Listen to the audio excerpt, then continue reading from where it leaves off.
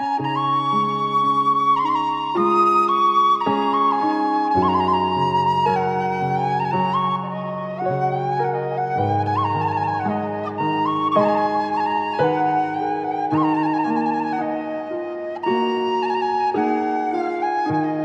សួងផ្ដាច់ញាកាពីទឹកដីសូមស្ងួនពេលស័យអូនគង់សោកាបងជាយុធីកាពីរដ្ឋាតស៊ូផ្ដាច់ញាលុះត្រាជោគជ័យ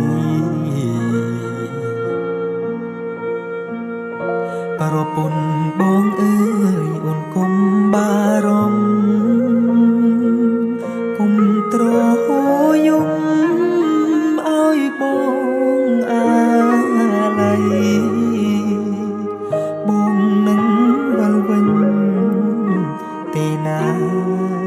ចរណៃជួតទឹកភ្នែកស្រីមើលថែកូនផង